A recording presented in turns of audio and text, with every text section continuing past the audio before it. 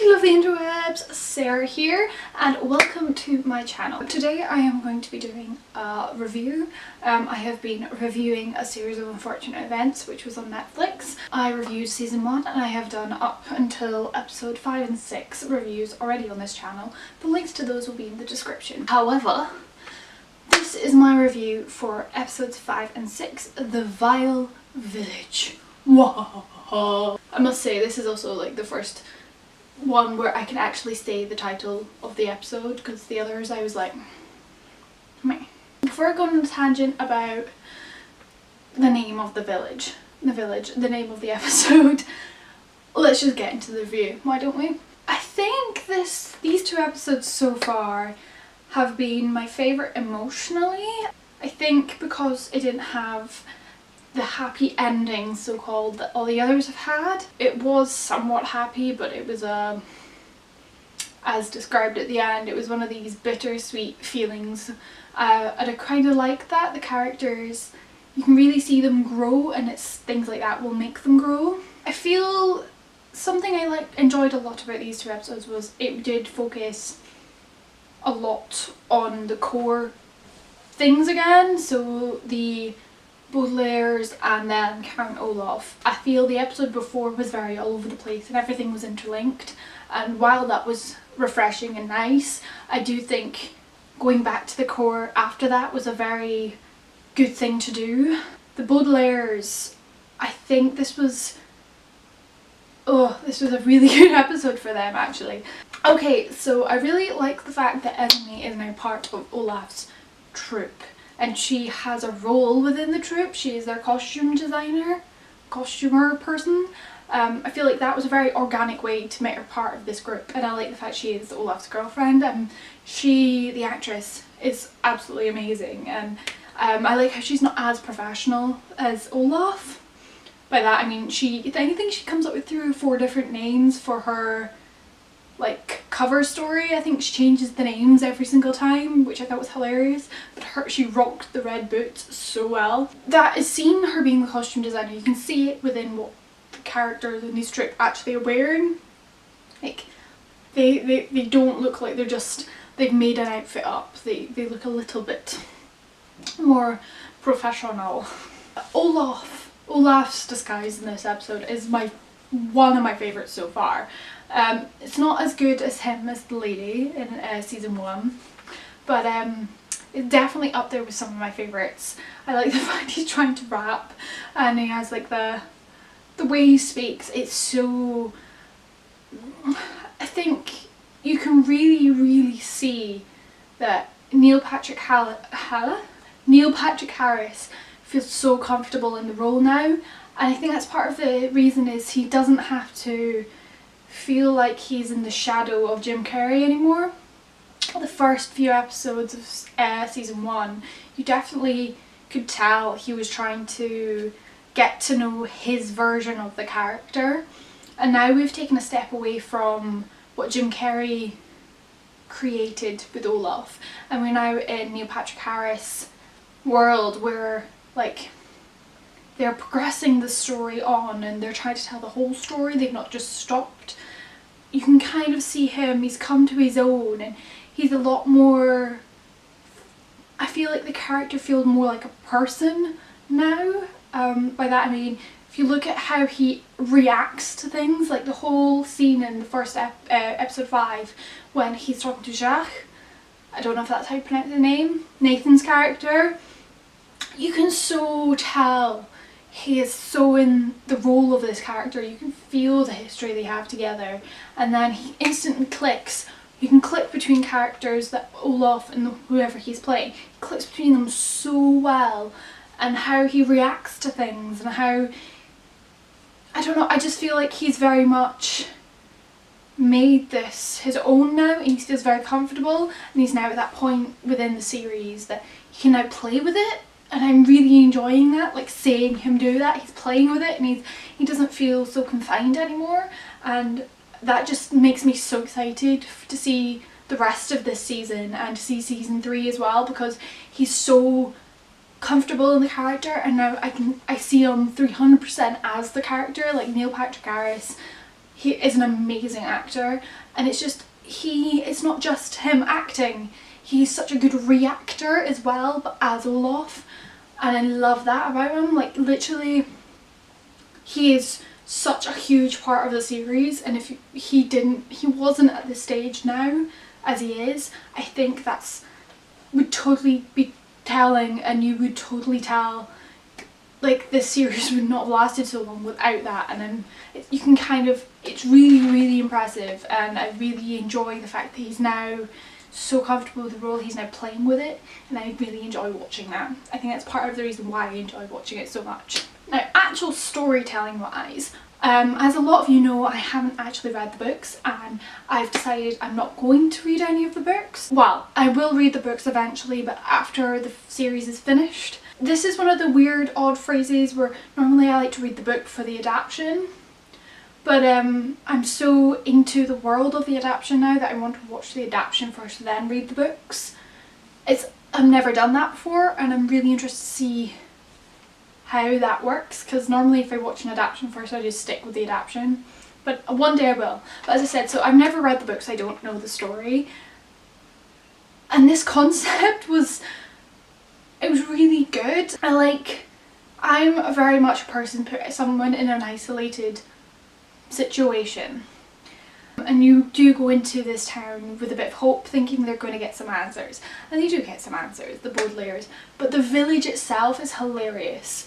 First off, the council, the birds on their hats are hilarious, and I swear someone can tell me in the comments below, but I swear one of the people in the village was the butler and Jessie. Like, that's all I could see, and it sounds really bad to say that, but that's all I could see. I was like, you were Uncle Fester in the Broadway version of the Addams Family, and you were the butler on Jessie. Like, that's all I could see for most of episode 5. It got away once like episode 6 kicked off because I was too immersed in the story, so yeah. But please tell me below if that's the right actor or if I just made that up in my head.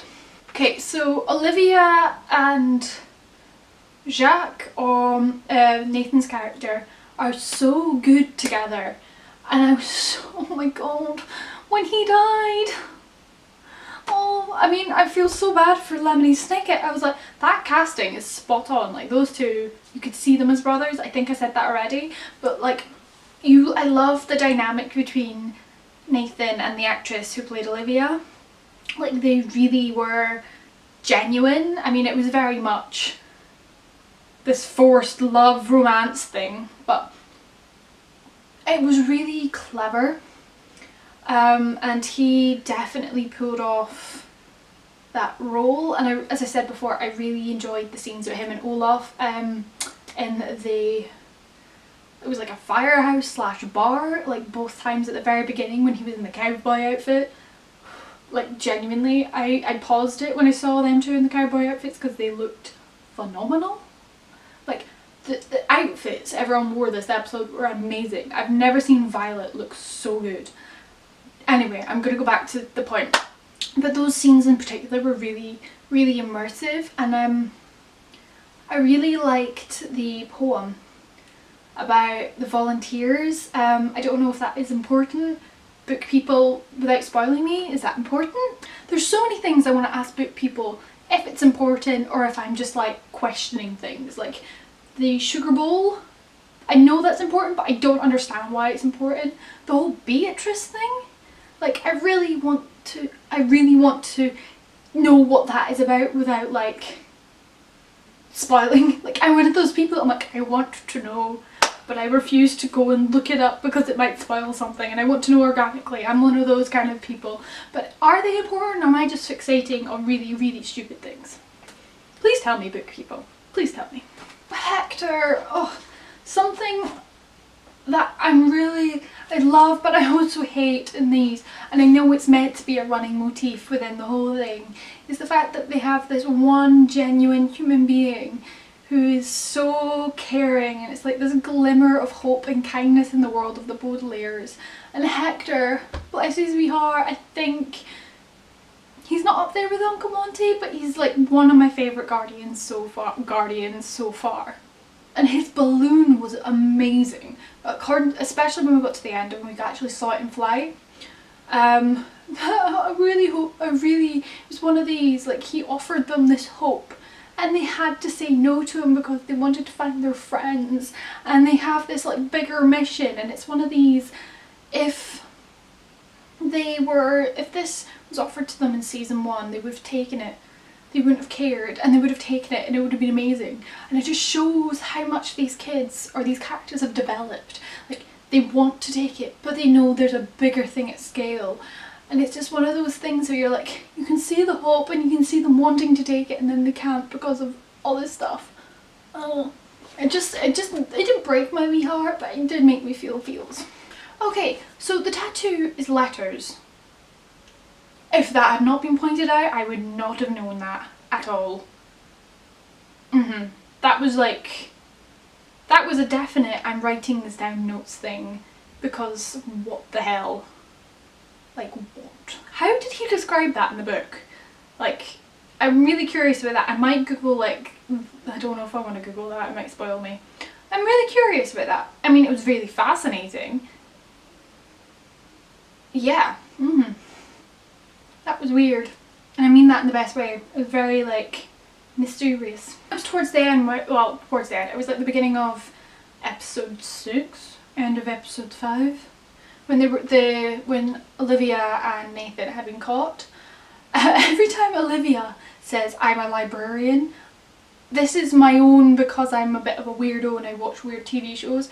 Every time she says that, I get taken out of the Netflix special because I watch the series The Librarians on TNT, and like every time she says that, all I can think is like, Finn's gonna run in and save the day with Cassandra and Ezekiel. And it's just one of these, and I'm like, she's a librarian. And it's just my own little like fangirly thing, but that completely takes me out. On another note, if any of you watch Librarians, tell me, because I really want to sit and rewatch them now that they're not going to get another season, and maybe do like a, this is what you need to know about Librarians. But please tell me. I'd like to do that. Okay, did this story happen over 3 days? Like, there isn't any like, this whole thing seems to happen on like really short periods of time. Like, yeah, that was just something, I didn't know the time scale, but I know it was short, so that was weird. Like this whole, looking at the whole series as a whole, everything seems to happen in like a really short period of time. I don't know if that's meant to be. Yeah, it's just a question mark. Okay, this town is extreme. Like, their main goal in all of episode 6 is to burn their children. Like, even when Larry and the secretary, whose name I cannot pronounce, their scenes together, just 100%, always, I love them together. I just like them too. Like, they are our beacons of hope all the way through the series. But when they turned up and went be like Deus Machina, and they were like, be like, who do you want to be? What do you want? Self-preservation. Like, they obviously come from this town, which is a whole thing that I wasn't expecting, but oh my god. And then the town's just like, burn children. I was like, this town is like, it had layers, and in the episode before, but episode 6, they all have one goal, and one goal only, and it's kind of extreme, and it's kind of like, whoa.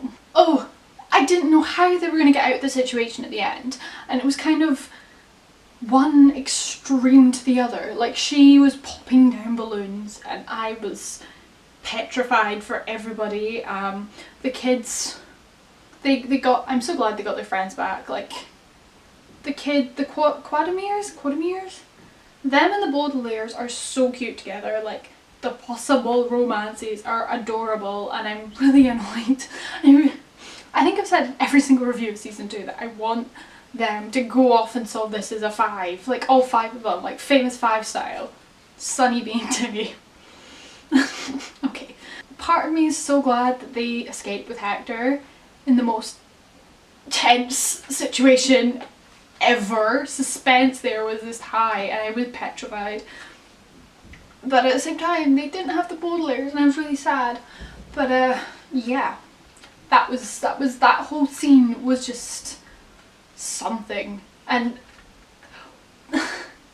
how does Sunny know how to drive? Like, is she just like their like thing? Like, if in doubt Sunny can do it? Like, it's always one of those things. The return of CGI baby came this episode. Episode 6. It sounds really bad, but all of season 1 I looked out for CGI baby. In season 2 there wasn't really much CGI baby, bar like the extremes. I think it's now she's now that age. She's a toddler now, the little girl, the actress. So she can do a little bit more than she could when she was just a baby.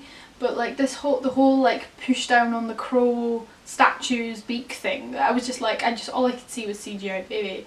It sounds really bad, but yeah, that's, I'm forever going to be pointing that out, because you don't, in a world like ours, you do end up noticing. You know CGI so well that you can't help but notice it. Like, yeah. I think it was very poetic that it was the rules that kind of helped the kids escape, with Esme having a mechanical, what was it? It was like a mechanical, she's looking down, harpoon gun. That's something you totally just have around with you. But I like the fact it was the rules of her thinging the crow that caused the town to turn on her. Poe was just in the town, like him and his wife were just there the whole episode, which I thought was hilarious. Like, I love Poe, I need more Poe. Poe is just one of those, he's such a dunderhead that he's kind of such a good relief with how much the Baudelaires, like, you know with the Baudelaires what's going on, and I like having Poe because he's just such a dunderhead, like you know that about him now. And I think the best thing towards the end was Olaf's reaction to the kids escaping. Very much these 2 episodes, Neil Patrick Harris stole it from me. The kids were great, like they always are really good, the actors are really good, but these, and normally I praise them so much, but Neil Patrick Harris completely stole the show in these 2 episodes. He was like the best I've seen him so far, and I do think it goes back to the point, I think he's a lot more comfortable as Olaf, but his reaction towards the end when they were driving off into the sunset was absolutely hilarious and a perfect way to end the episode, I think. So guys, that was my thoughts on these 2 episodes of a series of unfortunate events. The next 2 episodes review will be up very soon, so please tell me in the comments below what were your thoughts on a series of unfortunate events, episodes 5 and 6 of season 2. If you like this kind of video, please give this a big thumbs up, subscribe to my channel. All of May I am hoping to do 1 video every single day, because I completely ignored YouTube come April because I was doing dissertation stuff and I kind of had to neglect it, so I'm making it up for you guys by filming a video every single day. So please hit that subscribe button and you'll see more of my face, more content, and just genuinely, yeah. If you don't want to subscribe, please instead leave a comment, talk to me. I like talking to you guys, and I will stop talking now. See you guys very soon. Bye!